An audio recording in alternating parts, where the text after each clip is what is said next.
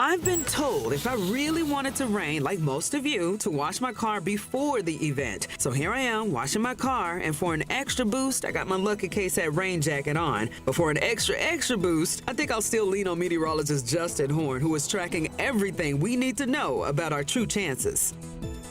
Nearly 44,000 people have cast their ballots during the first week of early voting. If you're like me and you haven't made it to the polls, we're going to get ready together to see what's on that ballot.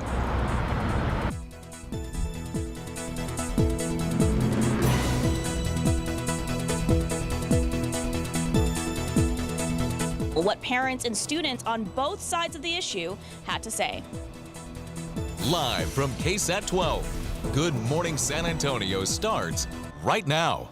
Good morning, I'm Sarah Costa. And I'm Daphne Gray. Happy Friday. Yes. We are live outside on the roof taking in the beautiful downtown San Antonio because this is kind of the calm before the storm, literally. Oh yes, a lot of people are waiting for it. A lot of people are excited. Again, out here it feels a little humid, but it's gearing up for a big event a lot of people have been looking forward to. And meteorologist Justin Horn is keeping his eye on it closely. Good morning, Justin. Hey, good morning, guys. And yeah, it is nice right now, right? We have just a little bit of cloud cover out there. We have a lot of humidity, but things are going to start to change pretty rapidly as we get into tonight. So we want to get you set for your Friday night, and your Saturday. So let me walk you through it here very quickly. This is the Futurecast, and at 5 o'clock today, we're going to be just fine. There may be a few showers, but no real big impact to any of your outdoor plans. It's not until midnight, when most of us are asleep, that we'll see these storms start to roll in. Some of those could be strong. We could see some heavy rain through roughly 7 a.m. Saturday before all of this begins to shift out, and then we may get a few more storms Saturday afternoon. But that is the time frame that we're looking at here. And if you look at rain chances, 20% through about 8 p.m. So yeah, we could see a shower, but again, the impact will be low. By 10 o'clock, we start to bring the rain chances up as storms start to enter the hill country.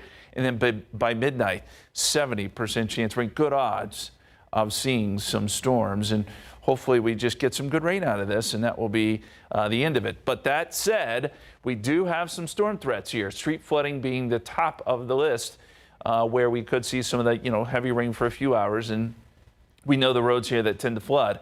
Wind, also an issue with that initial line, hail and tornado lower threats, but all things we'll be keeping an eye on.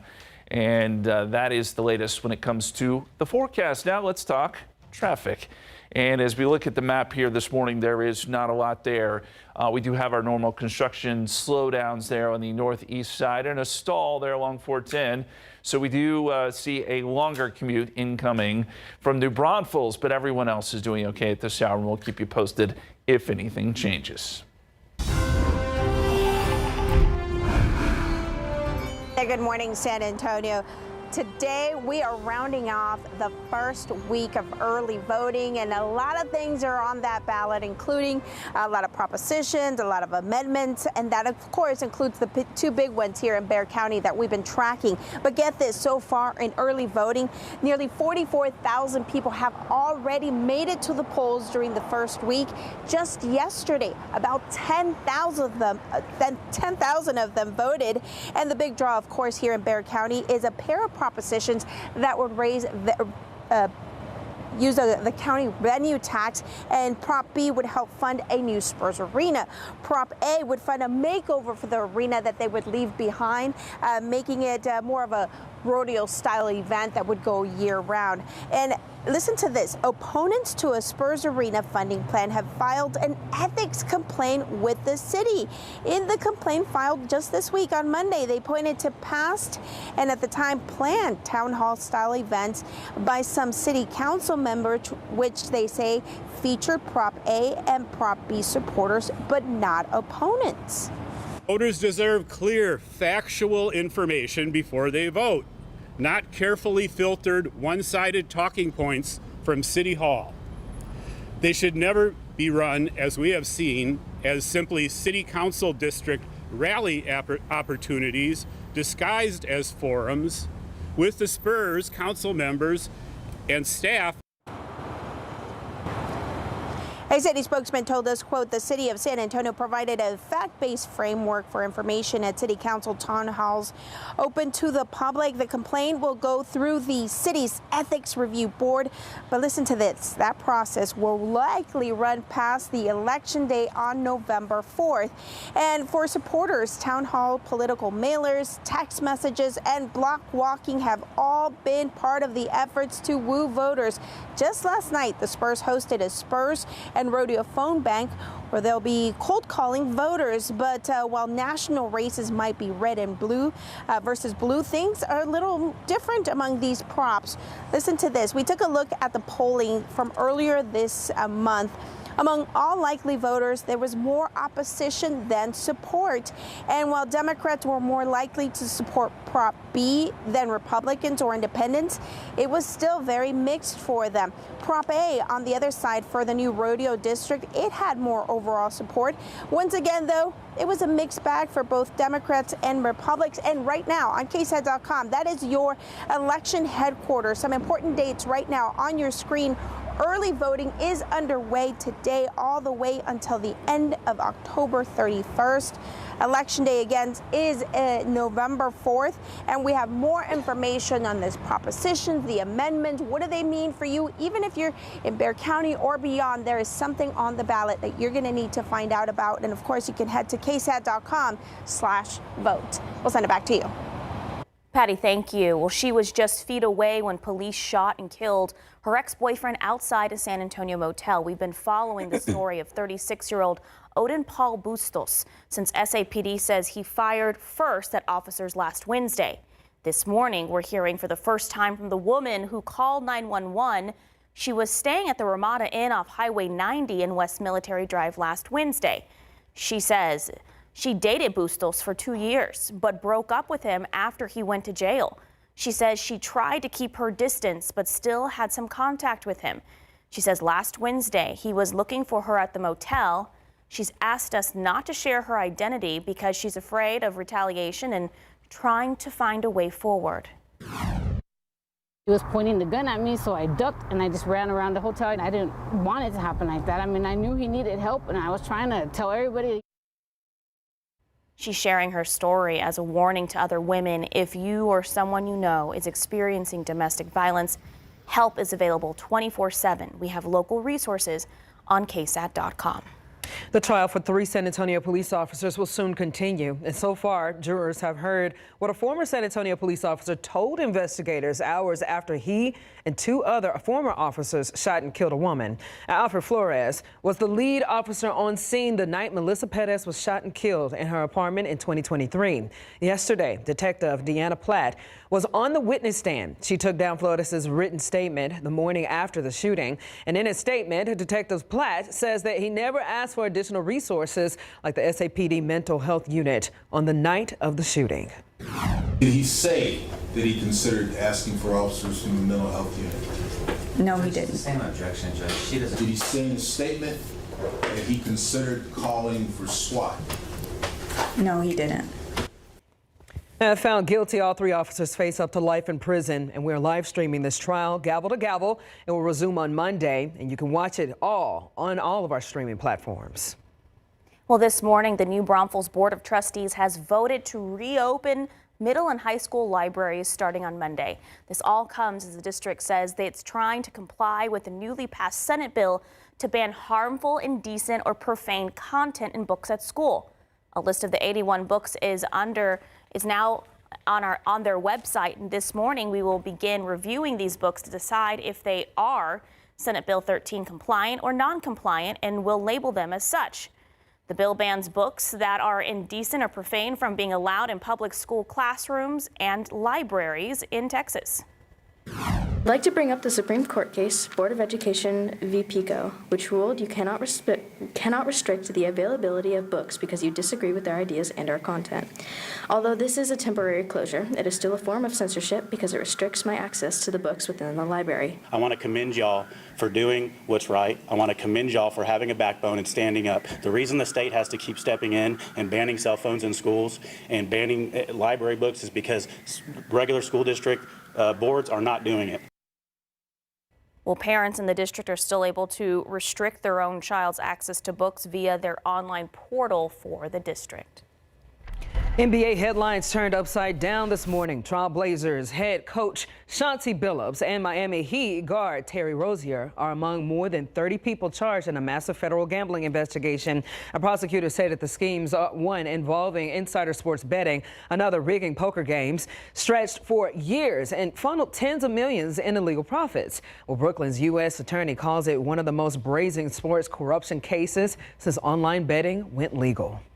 And New Seattle images show a stunning sight at the White House. 120-year-old East Wing is now reduced to rubble, and 6 trees, including historic magnolias honoring Presidents Harding and Roosevelt, have also been cleared, making way for President Donald Trump's planned 90,000-square-foot ballroom. The White House says historic artifacts are being preserved.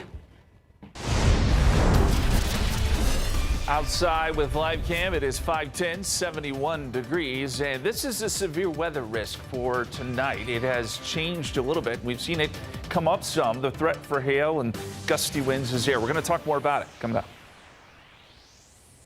Well, tech just took a leap. Microsoft unveils its AI Clippy, while Nike tests shoes that can actually speed you up. And a call from a local priest for an online donation page set up without his knowledge to be shut down. Why he isn't alone.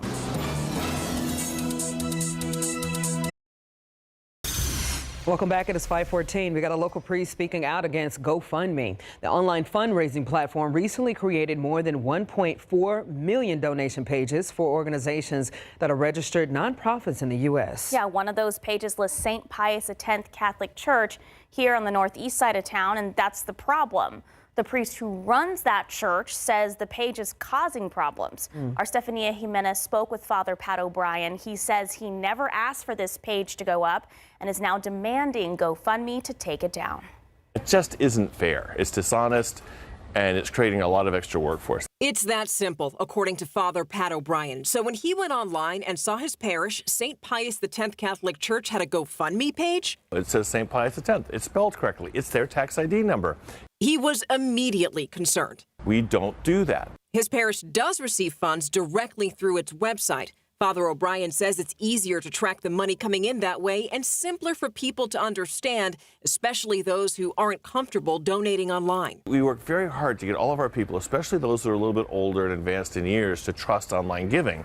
So then when a trusted, what used to be a trusted company, I don't really trust them that much anymore, then does this, it sort of takes away that trust factor. A trust that's vital since member donations and contributions are what keep churches like his running. We checked, and as of this evening, St. Pius's GoFundMe page has received only one $10 donation, but Father O'Brien says that is $10 too many. Okay, and what would be your message to them if they're watching this right now? Because they fix it.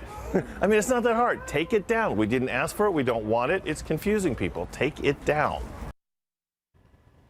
So the Archdiocese of San Antonio is telling people who want to donate to their cause to do it on their website at archsa.org.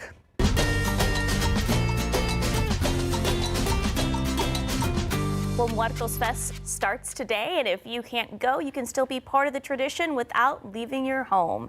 KSAT will air a special rebroadcast of the event next Wednesday, so join myself, Ernie Zuniga, and SA Live's Jen Tobias Stresky on October 29th at 8 p.m. And that's not the only thing that's happening downtown this weekend. Paul McCartney will also be playing at the Alamo Dome, so city leaders want to make sure that people can get around safely and quickly. We got the heaviest traffic expected on Saturday night near the Alamo Dome and along I-37. And there are other options besides driving yourself. We got Via's free park and ride service, and of course, using a rideshare company. We have several resources to help you finalize your weekend plans at KSAT.com. And we are expecting big crowds from Muertos Fest and, of course, Paul McCartney, too. So just know, yes, it is parking's going to be at premium downtown this weekend, and traffic's going to be pretty serious. We've also got 1604 having a closure this weekend on the far north side, at least the westbound lanes. So know that could cause some issues up there along 1604 and I-10, the interchange they're working on. As of right now, this morning, there is very little going on. We do notice the construction delays, the typical ones that we see there on the northeast side, causing some issues this morning. The commute in from New Braunfels is now up to 38 minutes, which isn't horrible, but a little bit more than you're used to because of the construction. Otherwise, all is well around the rest of the city this morning. All right, let's go live for you outside. Take a look at what's going on weather-wise. And we've got nice conditions here in San Antonio right now. 71 degrees, 71 at the airport, 70 in New Braunfels, 72 Converse.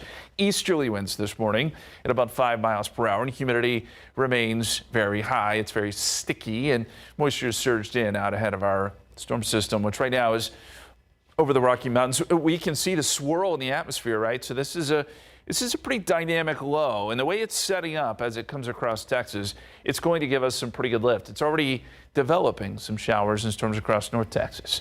But for us, it's going to be tonight where things get a little more active. This is the severe weather risk today, and this has been altered just a bit from what we showed you yesterday. Now, on a scale of 1 to 5, this orange color represents a 2, so it's a little bit of an elevated risk for severe weather. But the time frame for that, at least for San Antonio, is going to be midnight into 7 a.m. tomorrow morning. If you're in the hill country, it occurs a little bit earlier. And our main threats here, as we've been saying, gusty winds and some pretty heavy rainfall in spots. Here's a look at the futurecast once again, and we'll kind of walk you through it here. This is 5 o'clock today. There's not much going on other than a shower or two. Then as we get into the overnight hours, this is midnight. And these models have been pretty consistent about the timing with this. The storms start to roll into the hill country around 10 p.m. They make it to San Antonio just after midnight. And then by 4 a.m., we could still be looking at some heavy rain here in town and across the area. And then by sunrise Saturday, this is starting to shift east. And I do think we get a little bit of a break. But by Saturday afternoon, we could see some additional storms develop. And I will tell you, should we see storms develop, the threat for severe weather is still there. It's just that it's going to be a little more scattered on Saturday. So if you have plans on Saturday, I would say keep them, but keep a very close eye on the forecast as well. Rain chances for today, we'll put in a 20% chance starting at noon, and that continues through about 8 o'clock. So you can see low in rain chances. It's not until 10 p.m. and then especially midnight that we see the rain chances really start to go up. Rainfall potential, I still think we're talking about 1 to 2 inches here in San Antonio. Higher numbers to the north, lower numbers to the south. And depending on where some of this heavy rain sets up, again, there could be some street flooding in spots, especially very early Saturday morning. And if you plan out your weekend, if you're planning out your weekend, 40% chance of storms, lingering rain Saturday morning, and then that afternoon storm as we talked about. And then on Sunday, drier and quiet, 90. So Sunday will be warm and rain is pretty much out of the picture. Hey, real quick stat for you. This is pretty interesting. So far this October, we've had 19 days at 90 plus. That now ties the most days we've ever seen in October with that kind of heat. And by the way, there are more 90-degree days in the forecast. So we likely set that record. 89 today, breezy. You see the rain chances there. 90 on Sunday, as we said. Monday will be very hot, 93. Front comes through, breezy and cooler on Tuesday. And I'll tell you what, Tuesday, Wednesday, Thursday is going to be incredibly nice. Sunny skies, highs in the 70s, potentially lows in the 50s. Right now, there is a small chance of rain on Halloween. Just a small chance, but we'll keep you posted there. All right, our Just Ask Justin question this morning actually comes from a viewer. Ooh. She explains to me that there have been ravens showing up in San Antonio, kind of a rarity. So you saw some on her campus. So her question was, what do you call a group of ravens? Is murder? It a murder, annoyance, unkindness, or flamboyance? Oh, Go to KSAT.com/poll, scan the QR code, and weigh in. Honestly, it could be any of them because they all just sound a little crazy, right? The names they come up with for these are pretty flamboyance. And murder. Got it. Okay, 5:21 right now, 71 degrees outside. From Microsoft's new Clippy for the AI era to Nike shoes that can help you walk faster. The future of tech is getting personal and pretty cool. Well, in today's Tech Bites, Microsoft introduces MyCo. It's the company's new virtual character for its Copilot assistants. Myco responds with real-time expressions when you talk to it. It is the successor of Remember Clippy, which debuted as Microsoft's Office Assistant nearly 30 years ago. Well, Nike just unveiled its new power shoe, calling it e-bike for your feet. It's billed as the world's first powered footwear system using a robotic brace to boost your walking speed. The shoes have a motor, a drive belt, and a rechargeable battery. No word yet on pricing. Amazon is rolling out its new AI tool to help you choose between similar products. And when you look at multiple items, the app may display a Help Me Decide button. You'll then get a recommendation based on a combination of factors, including what you viewed in your shopping history. Those are your Tech Bites. Have a great day. All right, we're looking at 525 right now, 71 degrees outside. The Texas Senate race heating up, and one former San Antonio teacher is taking an unexpected path to victory. How he's reaching voters in a way you may not expect. We're not going to be able to close until the USDA reopens. So imagine packing up for your new home only to find out you can't move in. The government shutdown putting real families' dreams on hold. Coming up at 6:30, why first-time home buyers everywhere are feeling the same frustration.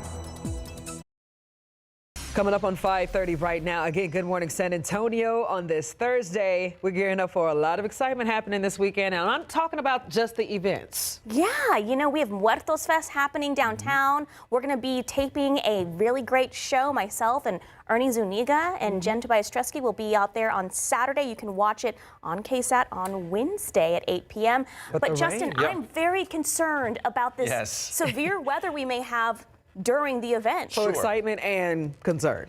A little, but I'll tell you this here. I think this could time out pretty well. So our main area of storms is going to be tonight, midnight to 7 a.m. Saturday. And yes, there could be some storms Saturday evening, but I think the coverage is going to be a little bit less. So maybe this works out. We shall see. Forecast for today. Let's go hour by hour here. 7 a.m. this morning, temperatures in the low 70s, cloudy. There is a very small chance of rain, but I wouldn't worry too much about it. 82 noontime, partly cloudy. We bring the rain chance up slightly. Still, we're just talking about a shower or two. So most of today will be spent pretty quiet. 89 is going to be our high, humid, hot. Still fairly quiet going into the evening. This is at 5 o'clock. 88, 20% chance of rain. So if you have dinner plans tonight, all looks okay. I'd say that's probably the case for Friday Night Football, too. But watch what happens around 11 o'clock. We start to bring the rain chance up 50%, and then by 1 a.m., 70%. So it's that midnight to, again, 7 a.m. time frame tomorrow morning where rain chances come way up, and we're looking at storms and the possibility for some strong storms, too. Now, Saturday, as we were just talking about, we'll see some lingering morning rain and then just an afternoon storm or two. The rain chances at 40%. High temperature on Saturday will be 86. We completely dry out on Sunday, though, 90. And that, you know, Muertos Fest still going on Sunday, so that could be a great day to head out there, drier and quiet. We're going to talk about the threats that you may see tonight and some colder air next week, too. A lot to get to in the forecast. Well, more on that in just a bit. All right, this morning we got a man is in the hospital after he allegedly tried to force his way into a CPS energy power plant. Now, the incident happened at the front gate of the Cavaliers Power Station along Highway 181 South. According to a statement by CPS Energy, a man tried to ram his vehicle through the gates of the Cavaliers power plant. Security at the gate fired their weapons at the man, hitting him in the lower body. He's been taken to the hospital. No word on his condition. The CPS says that the plant is secure and that they're working with Bexar County Sheriff's Office to investigate the incident. Well, it's not the ending people wanted, but police in Schertz found the body of a 19-year-old who had not been found in the area since last week. So we first brought you this story on Tuesday. Zacharias Stallings was last seen this past weekend on Saturday in the neighborhood you see off of northbound I-35. Officers found Stallings yesterday afternoon in a field near I-35 and Schwab Road, just a few miles away from where he was last seen. Police used a drone to find his body. Officials say Stallings had Asperger's syndrome. Now, this morning, we got a former Hondo ISD teacher accused of having an improper relationship with a student. In a post on Facebook, the Hondo Police Department say that 24-year-old Thomas William Riker Hill was arrested this morning, and after an alleged offense on the Hondo High School campus. He faces a litany of charges, including indecency with a child by sexual conduct. Hondo PD also says that Hill is no longer employed by Hondo ISD. Well, a massage that was anything but relaxing. It's why San Antonio police say this man on your screen is facing sexual assault charges. That's Cody Jackson. San Antonio police say a client accused him of assault during a massage session.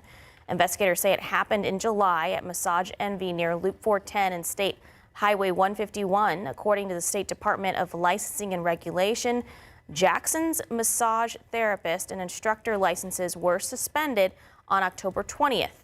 That means he can't offer massages or teach massage therapy classes in Texas until the sexual assault charge is cleared. Hey there, good morning, San Antonio. So we are wrapping up the first full week of early voting on this ballot. A lot of things, a lot of constitutional amendments, propositions. The big ones here in Bexar County, of course, Prop A and Prop B. Get this, about 44,000 people here in Bexar County have already come out for early voting just yesterday. About 10,000 people made it to the polls, and the race for Texas Senate is one of those on the ballot. It's heating up for the Republicans and the Democrats. A former San Antonio teacher aiming for one of Texas' highest offices. James Tellerico, who once taught in the city's west side, is running for U.S. Senate. The Texas state rep is currently on the campaign trail and taking an unconventional approach, appearing on platforms and outlets that don't typically feature Democrats. Seen over the past 30 years of Republican rule in Texas. My party oftentimes talks about turning Texas blue. The Republicans talk about keeping Texas red. I think the best color for Texas is purple. I think she would look great in purple because when you have competitive elections, all politicians have to stay on their toes. They've got to appeal to everyone in the community, not just their extreme base. And that's why he says he's been on the Joe Rogan podcast, Fox News, and the Christian Broadcast Network, just trying to appear in places that most Democrats don't appear in. For the full interview, you can head to KSAT.com or scan the QR code right there on your screen. In the primary, Tellerico is running against former Congressman Colin Allred.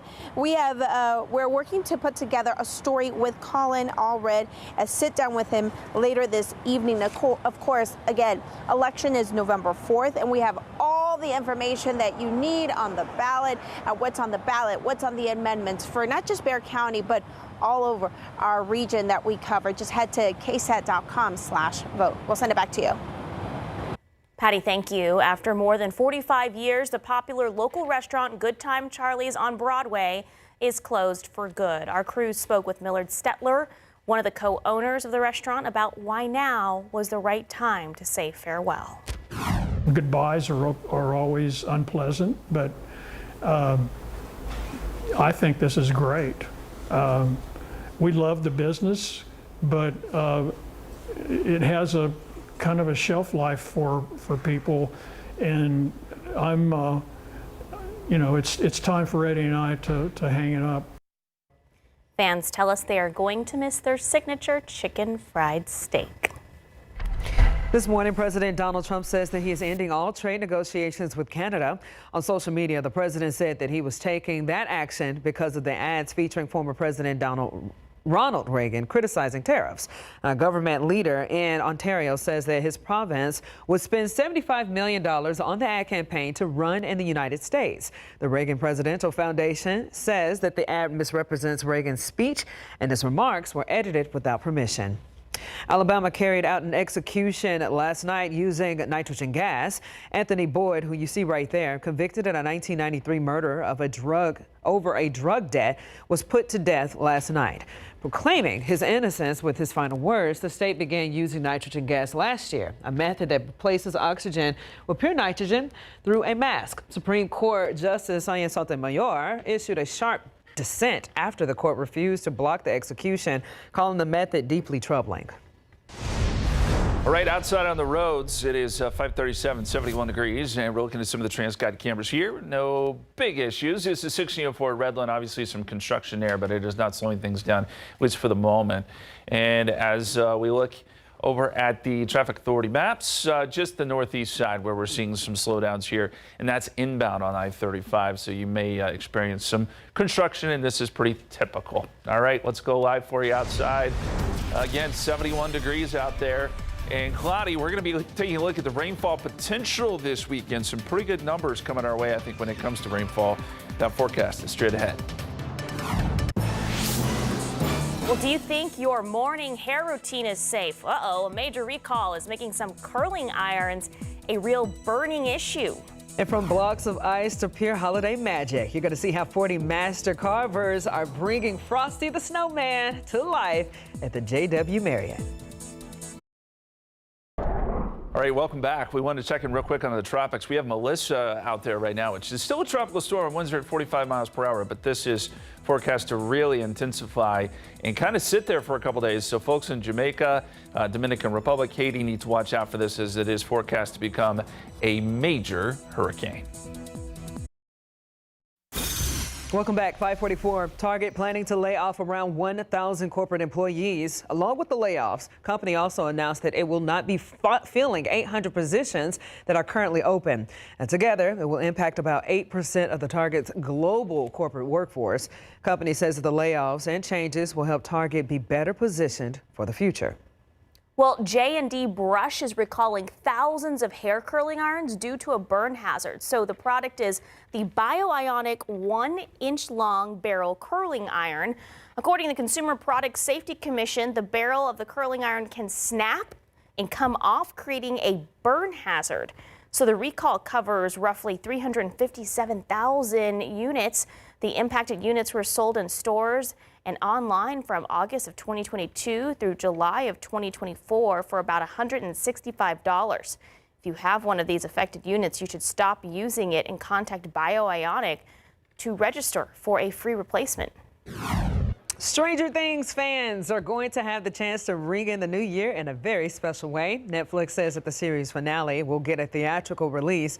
It hits theaters December the 31st. As it also hits Netflix, it will also run for 2 days.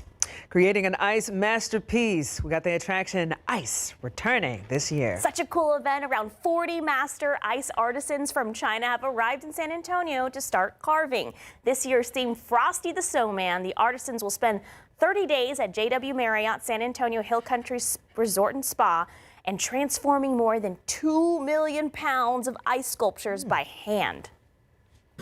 For us, this is our second season of ice, so we're super excited to have it be part of Hill Country Christmas again. But for the artisans, they've been doing this for generations, so that's what's amazing about actually having them here from Harbin, China. So if everybody would yeah, the attraction Ice at JW Marriott San Antonio Hill Country Resort and Spa will run through November the 22nd until January the 4th. Tickets are on sale right now. That is just such a beautiful art, and it's so like kind of mesmerizing to watch because they have so much control. I know I would just mess up a lot of things because I'm very heavy-handed. It's certainly a very niche thing, Japhanie, but it's beautiful, and I can't wait to be able to take my daughter to that event one day when she's older. They're not using chainsaws. Yeah, not chainsaws. It's very, you know. Yes. Now, our conditions aren't going to be that cold to where we can actually pick up an ice cube outside. Well, if you've ever been to that event, by the way, it's very cold in there, and it feels... You know, you get the winter feels. We don't get that here. Well, at least only for a couple weeks out of the year, it feels like. But yes, we are going to get some cooler weather next week. In the meantime, let's talk traffic, and we'll go outside. I love this shot, the Alamo Dome. Well, it was there.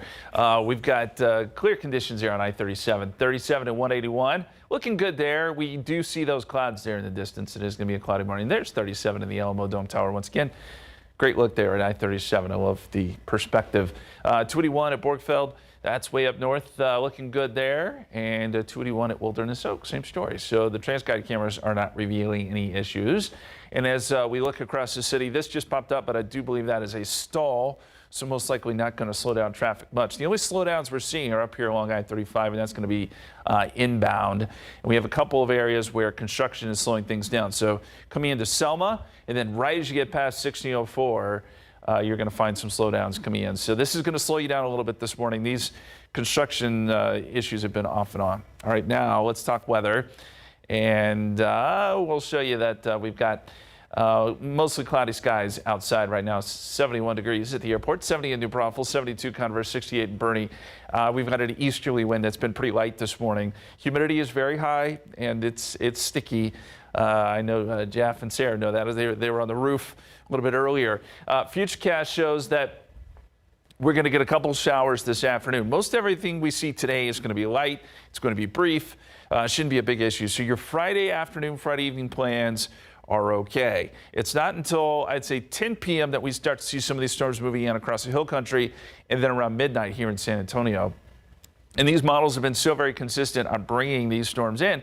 Initially, when the line comes through, I think we could see some gusty winds, and then thereafter, it's going to be the threat for some street flooding. This is 4 a.m. This is 7 a.m. It shows the rain starting to exit the area at this point around sunrise Saturday. And then we may see some regeneration of storms Saturday afternoon. And this will be more isolated to scattered. But if we do get some storms at this point, they could be strong to severe. So that's why we want to keep an eye on that. Storm threats Friday night, tonight, going into very early Saturday. Street flooding is going to top the list now. We think that is there's a pretty high probability of that, at least in spots. Wind is next in line. That's initially with that line. Can't rule out some isolated hail with some of the stronger storms, although that won't be for everyone. And then the tornado threat is very low. So that's kind of how things stack up when we're talking about severe weather. Let me walk you through the forecast hour by hour. 72 at 8 a.m. this morning. At noontime, 82, 20% chance of rain. And then by 4 o'clock, 89, still just a 20% chance.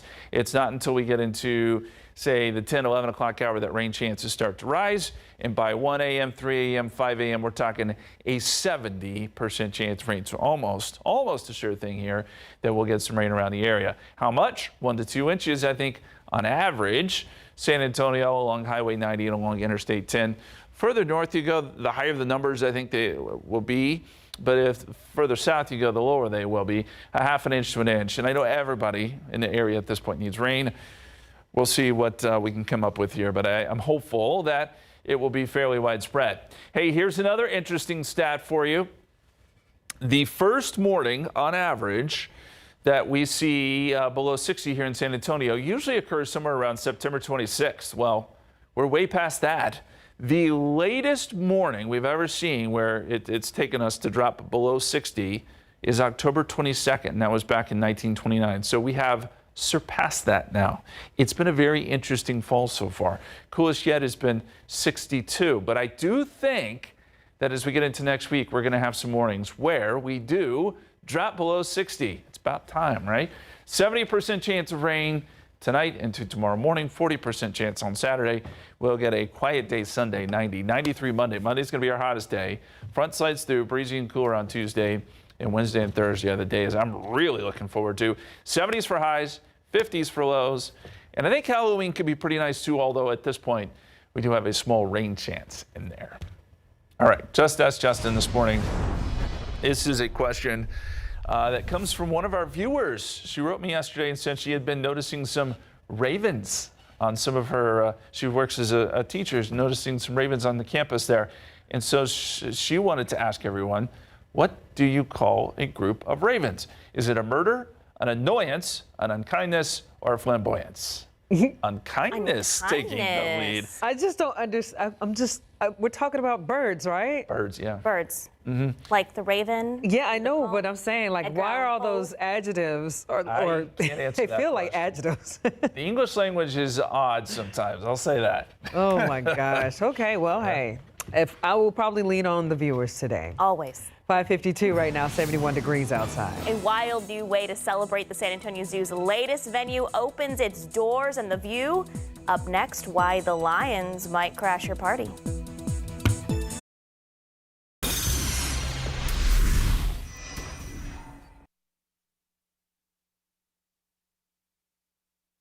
We are here inside the Ralston, and it is now open. We are so very excited for San Antonio to have this amazing event space.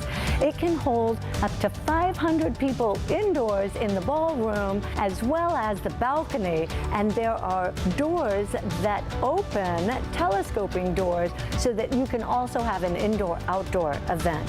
There is a Greg Kowalski family courtyard attached as well, so it's a perfect venue for weddings, for galas, for luncheons, for all of those memories that come with life.